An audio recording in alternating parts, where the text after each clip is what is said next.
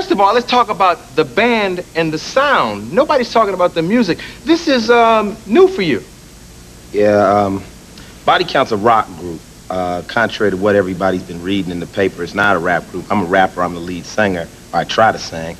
But it's a rock group, and it's made up of the guys who I went to Crenshaw High School with, and they had problems being in other bands, you know what I'm saying? They were like, man, they want me to wear this spandex and do my hair up in the air like this. And so they said, I said, well, let's create our own band.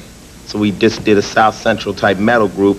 It's aggressive, and it's from a perspective from the ghetto. Yeah. Well, let's get into it.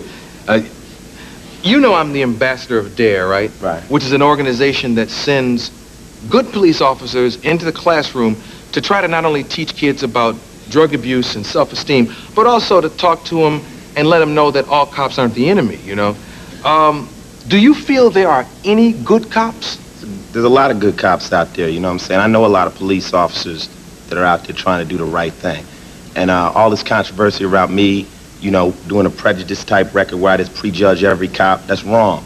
The song has nothing to do with this. The song was totally about a guy who lost it behind what he saw as police brutality, not from the Rodney King incident. He's been seeing it all his life. And he lost his mind, and he went out there on a rampage. And I've seen movies about nurse killers, student killers, mother killers, and then all of a sudden we do this one about the cop killer, and maybe I must have touched a nerve, you know?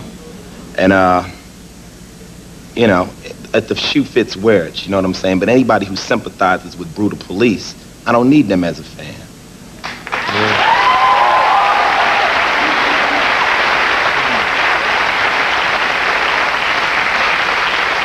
You know what's interesting? I've gotten a lot of angry and or threatening calls today to cancel the appearance. I was even told that if I didn't cancel the appearance, I couldn't depend on getting police response if I ever needed it. And I'm wondering, if I'm getting this, are you getting threatened? I mean, like, who would make those kind of comments? Those are police officers telling you they won't help you, they won't do their job. That sounds criminal to me, you know what I'm saying? I mean, they've given bomb threats, they've done all kinds of things, you know what I'm saying? And to you? Like, I've been getting death threats ever since I've been rapping, you know what I'm saying? And when you take a step like this and you put me on here, the reason they don't want me on here is because I can talk, and I'm gonna let you know what all this hubbub is not really about, you know? So they say, well, keep him off TV so we can continue getting our hype. You know, they want a big hype thing. I don't want no hype. If I wanted hype on this record, I would have did it when the album came out in March. It's an election year. People are trying to find platforms to stand on. So let's go after this black guy in the ghetto making this record or whatever, and let's go after Time Warner and all this. It has nothing to do with me. It has something to do with this being an election year. Now, you putting me on here means you a soldier. This is a war. We got to move, man. You know what I'm saying? Mr. Time Warner,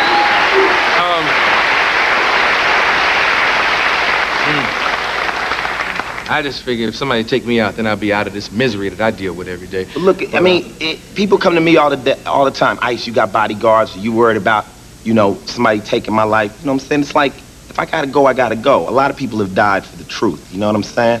And ever since I've been coming on this show or talking, I've always been touching people's, you know, things. And now, you know, if they put a bullet in me, then I'm just dead. Then I ain't got nothing to worry about. But I can't live a coward, you know what I'm saying? And whether it's the police, the government, anybody, if I think something's wrong, I'm gonna stand up to it. And that's how I gotta live.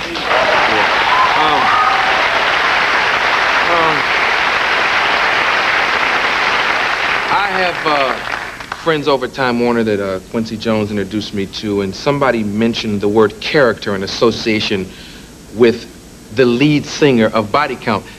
And they talked about it almost like you were like doing what Dice Clay did, like you were a character. Oh yeah, well, you know, with music, you have a lot of leeway. You rap in the first person, you sing in the first person. I could become a drug addict in my song. In Colors, I became a gang member. In New Jack Hustler, I play a drug dealer. I ain't none of them. You know, I'm a businessman. I'm not no cop killer. I'd be in jail, you know what I'm saying? But I can put myself into the body of it, the same way Arnold Schwarzenegger can put himself into the Terminator and kill 15 cops. And people say, well, that's acting. This particular cop killer is going up against 100 million people, you know what I'm saying? It's not that, Arsenio. That's not what the problem is. The problem is white kids are listening to this music, and all of a sudden, I've injected the white kids with the anger of the black kid. And all of a sudden, they're yelling at their mother, and that's the big problem. Yeah. You know, I mean, yeah. I had heard you say something of that nature, so I pulled a statistic, and I was shocked. I've been told that 75% of all rap music is bought by white teenagers? True. Does that surprise you? Not at all. I'm willing to say 80%. And it has nothing to do with white kids liking it more, but economically, the black kids don't have the money to buy the tapes. You know, a black kid will tape your record from his homie or something, or he'll get it off the radio. The white kid's gonna buy the tape, the CD, the tour jacket, the poster, and everything. So that'll run the statistics up, you know. But when we go to the concerts, I've been out with Public Enemy, Ice Cube, all white kids. You know, the black kids are there, but the white kids show up, and that's what it's all about, home invasion. It's like they're going home, and moms are saying, and where'd you go? And I went and seen Ice-T. Oh, that's that nigger or whatever. And, nah, moms, I like him. I don't see nothing wrong with him. You got a problem, moms. I'm not living like you no more, moms. And then they say, we got to shut this kid down. We got to shut Ice-T down. You need to take one right now, Marlon? Because I wanted to ask him one more question about something I saw on Channel 9 here in Los Angeles. It was a story about some gentlemen who were arrested, and the officers said that they were singing your lyric when they were arrested, and the gentleman said, it's been my lifelong ambition to kill cops. Are you concerned, and forget whether it's true or whether the officer lied or whatever, are you concerned that there might be someone out there who might get the wrong message and say, yeah, I'm down with Ice, I'm gonna kill a cop? Look, if that was that guy's lifelong ambition to kill a cop, all I did was make him a theme song. He already had determined that he wanted to kill a cop.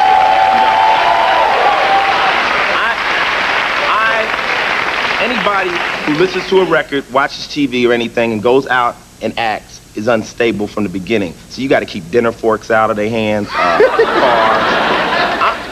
I'm waking up in the morning and I hear President Bush say my name, and I'm like, I'm worried about where my socks are at. You know what I'm saying? I'm like, there's people with nuclear bombs out there. So I must have touched something, man, and maybe the cops are just scared because a lot of them know they wrong. Okay, we'll take a commercial and come right back with Ice-T.